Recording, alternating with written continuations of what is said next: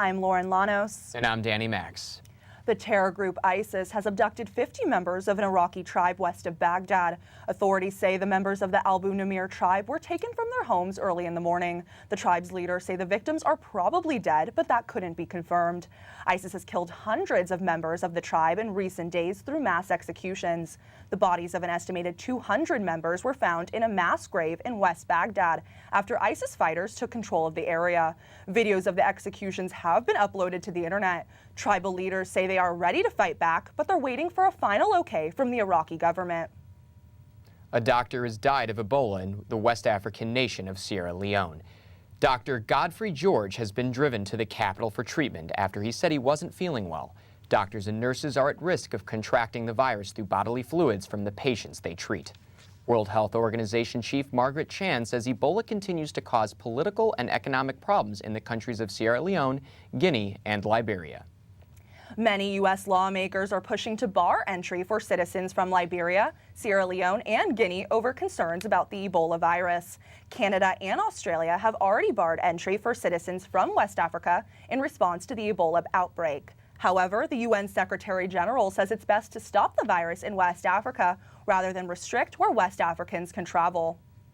A terminally ill cancer patient has died after taking prescribed lethal drugs under a law allowing doctor-assisted death. Brittany Maynard was diagnosed with brain cancer in April and was told she had 6 months to live. Maynard moved to Oregon so she could die under the state's Death with Dignity Act. It allows terminally ill patients to seek medical help to end their lives. Maynard went public with her story in October. I will die upstairs in my bedroom that I share with my husband, with my mother and my husband by my side, and pass peacefully with some music that I like in the background. She launched a website to raise money and advocate for more states to adopt the Death with Dignity Act. Santa Ana police say they've arrested a 31-year-old man in connection with 3 hit-and-run deaths on Halloween. 3 13-year-old girls were struck at a crosswalk and pronounced dead at the scene. Police were looking for the driver and found the vehicle abandoned in a nearby parking lot. Jaquin Bell and his 2 children were found at a nearby motel. Bell was arrested on felony charges for the hit-and-run deaths. Police say his children were in the car at the time of the crash. The children have been released to a legal guardian. A woman in North Hollywood has been hospitalized after a gunman opened fire. The suspect is believed to be the woman's ex-boyfriend. LAPD says the shooting happened early Monday morning on the 1300 block of Van Owen Street. Apartment residents were advised to stay indoors while officers, a K-9 unit, and a helicopter searched for the suspect. Authorities described the victim's injuries as pellet wounds to the back of the neck. The victim is in her 20s and is expected to survive. 3 U.S. Marshals have captured the alleged cop killer Eric Freen. The Marshals spotted Freen moving through tall grass near an abandoned airport in the Pennsylvania woods. The Marshals were able to capture Freen. He surrendered peacefully as he was handcuffed. It was a calm feeling with a bit of anger built in the back. It's hard to describe. He is being held without bail on first-degree murder charges and other charges. Authorities say Freen killed State Trooper Brian Dixon in September. The Pike County District Attorney plans to seek the death penalty. Authorities in Ferguson say a federal no-fly zone was designed to keep news helicopters away during violent street protests. At the time of the protests, police said they barred flights because someone fired shots at a helicopter. But the Associated Press says a series of recorded conversations reveals it was done to keep the media out. Police have confirmed there were no damage to their helicopter in the alleged shooting, and they never filed an incident report. Fans are excited as Marvel Comics releases dates for their next 9 movies. And after the crash of Spaceship Two, Virgin founder Richard Branson continues his plan to take a trip to space. Let's go to Zoe Reynolds with more of the entertainment and business news. Zoe? Thanks, Lauren. Virgin Galactic founder Richard Branson says he still plans on boarding the first commercial flight into space. Branson's experimental Spaceship Two crashed in the Mojave Desert late last month. Branson said despite the crash and death of co-pilot Michael Ellsbury, the risk is worth it. He said 800 people have signed up to pay $250,000 for a seat on the flight. 2 more have signed up and paid for the flight to show their support. Yes, the risk is worth it, and as I say, Mike would have been the first to say that. I'm sure his parents and his wife and his sisters would not say that, but test pilots would say that because they know the risk they're taking, that they know the importance of what they're doing. We know the importance of what we're doing. Some critics say Branson and Virgin Galactic have underplayed the risk of what has been called space tourism. Los Angeles Mayor Eric Garcetti wants to install some controversial new crosswalks. The crosswalks require all vehicles to stop so pedestrians can move freely in all directions across the intersection. The crosswalks have been nicknamed pedestrian scrambles, but studies show they are safer for pedestrians. Many drivers find them annoying because they have to wait longer at red lights. Garcetti wants to start slowly by changing only 3 LA intersections. Beverly Hills and Pasadena have used the special crosswalks and say they are successful. Marvel has released key dates for its 9 upcoming comic book films. Avengers actor Robert Downey Jr. and Chris Evans attended a Hollywood event to promote the new releases. Captain America: Civil War will be released on May 6, 2016. Doctor Strange will also be released in 2016. Actor Chadwick Boseman will star in his own film as the Black Panther. The Black Panther and Guardians of the Galaxy 2 will be released in 2017. The third installation of Thor Ragnarok will also show in theaters in 2017. Other releases include Captain Marvel, Inhumans, and Avengers: Infinity War Part 1 in 2018. Apple CEO Tim Cook has become one of few top executives to announce he is gay. Cook made his public declaration in an essay for Bloomberg Businessweek. For the majority of his career, Cook says he wanted to keep his personal life private. He also said many associates, even those at Apple, knew of his sexual orientation before the announcement. He says he hopes publicly disclosing his sexuality will be a help for others. Starbucks is taking a futuristic look at cashless coffee shops. iPhone's Apple Pay has some retailers like CVS and Rite Aid concerned, but not Starbucks. The CEO of Starbucks says they were already looking into cashless ways of selling coffee before Apple Pay became popular. CEO Howard Schultz says they already have more than 7 million transactions per week on the Starbucks cashless mobile app. The U.S. lags behind many other developed countries when it comes to internet speeds. A new report by the Open Technology Institute looked at the speeds of internet in dozens of cities around the world. Seoul, South Korea has the fastest internet at 1,000 megabits per second. The average U.S. connection speed is 9.8 megabits per second. Google plans on exploring high-speed networks, but it will be a long time before they are available to Americans. You know what's moving fast? Taylor Swift's new album. Her album 1989 is in no trouble. The country singer turned pop star released her album last week. Industry forecasters say her album could sell over 1.3 million copies in its first week. Nielsen SoundScan says the album 1989 may set a record for 1 week sales by a woman. On Monday, the Shake It Off singer wrote on her Twitter, "So yeah, hashtag the 1989 World Tour is happening." Swift will be performing at Staples Center next summer. T. Swift must be happy her album is doing great. But that's it for business and entertainment. Now back to you. Thanks, Zoe. Coming up next in sports, the NBA season is underway, and there are already a couple of injuries to report. Plus, find out which teams have already started off their season well. And a college basketball player gets to play in a very special game thanks to some help from her coaches and the NCAA.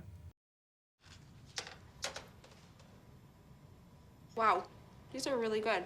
You act surprised.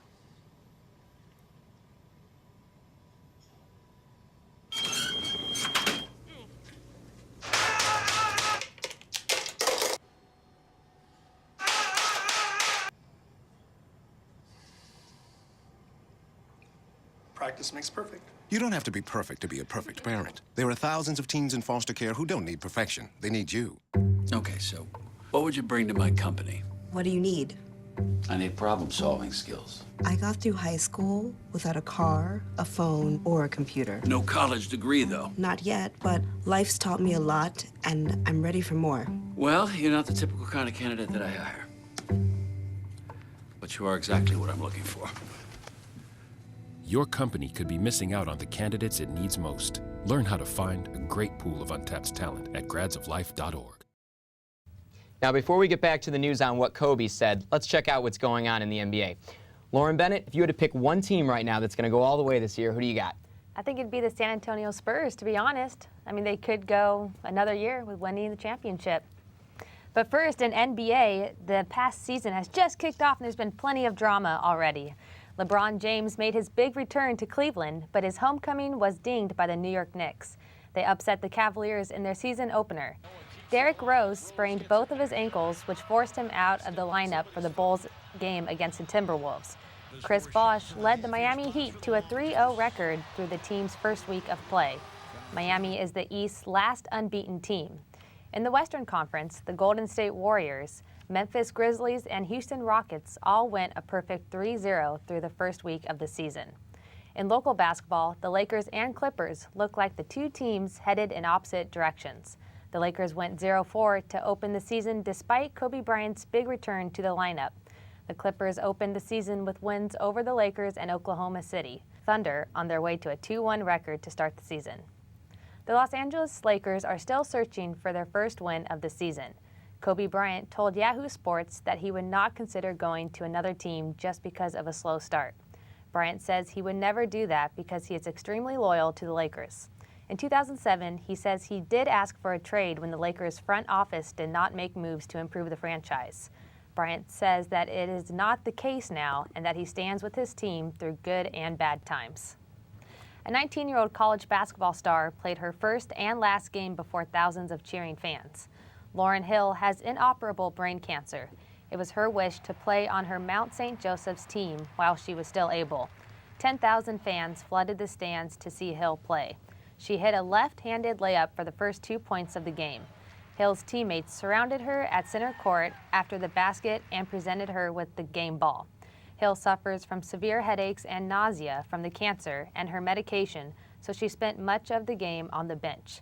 At halftime, legendary Tennessee coach Pat Summitt presented her with the Pat Summitt Most Courageous Award. Hill's doctors say she has only a few months to live, but she did not let that stop her. The NCAA football rankings say Mississippi State is number 1 and Florida State number 2. It's the second week in a row they've topped the rankings. Both have 8-0 records. Auburn is in third, a jump from fourth last week. Alabama dropped from third to fourth with a 7-1 record. Oregon State in fifth. TCU had the biggest jump from 10th to 6th this week. Notre Dame dropped from 6th to 8th with a 7-1 record. Let's talk NFL football. The Arizona Cardinals extended their record to 7-1 with a decisive victory in Dallas. Carson Palmer threw for 249 yards with 3 touchdown passes. The Cardinals remain number 1 in the NFC West. Big Ben did big things at Heinz Field. Roethlisberger threw for 340 yards and 6 TDs to set an NFL record for touchdown passes in consecutive games. Minnesota spoiled RG3's return. The young Vikings quarterback Teddy Bridgewater led the team to a 29-26 victory. Elite quarterbacks Tom Brady and Peyton Manning went head-to-head at Gillette Stadium, but it was Julian Edelman's performance that swung momentum in the Pats' favor. His 89-yard punt return gave New England a lead they would never lose. Brady and Patriots came out on top by a score of 43-21. The Los Angeles Kings have lost 4 games in a row. The 4th loss came against the Carolina Hurricanes. They are in last place in the Metropolitan Division. The Hurricanes faced a full Kings lineup. Previously injured stars Marian Gaborik and Anze Kopitar took the ice in the Kings' 3-2 loss in Carolina. Hurricane netminder Cam Ward shut down the Kings forwards, making 32 saves. That's 93% of the shots the Kings fired at him. The Kings are now 5th in the Pacific Division. Hopefully the LA Kings can turn it around, and that's it for sports. Back to you. Thanks, Lauren. The Halloween season brings out some pretty interesting characters, especially in West Hollywood. The WeHo Parade attracted an estimated 500,000 people this year. Valley View News reporter Timothy Whitfield was on the scene walking the walk among all the flashy costumes. Santa Monica Boulevard is just another street in West Hollywood, but that all changes on October 31st. Thousands of people with and without costumes are drawn here for the Halloween festivities. This Halloween parade showcases several attractions. Outside of the many elaborate costume, the parade has several stages for concert entertainment.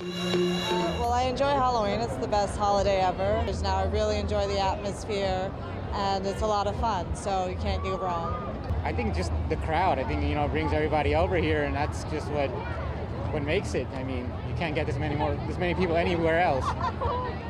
The streets were filled with a variety of costumes that beckoned people to stop and take pictures. Some costumes were intended to scare, while others were not. Are you planning to scare anybody with this costume, or is this just something interesting that you like?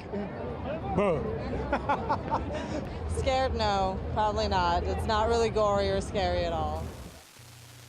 Mother Nature attempted to cut the parade short as the pouring rains drenched the streets. The people were unaffected and still paraded down the street as if the rains had never started. Others managed to take shelter when the rain became too intense. I stuck it out too, in my own costume, as the headless reporter. Many have begun to cheer because it started raining here at the parade in West Hollywood. But that hasn't stopped the people from flaunting their costumes and celebrating the holiday. I'm Timothy Whitfield, Valley View News, West Hollywood. Thank you for joining us for this special edition of Valley View News. I'm Danny Max. And I'm Lauren Llanos. Have a great day.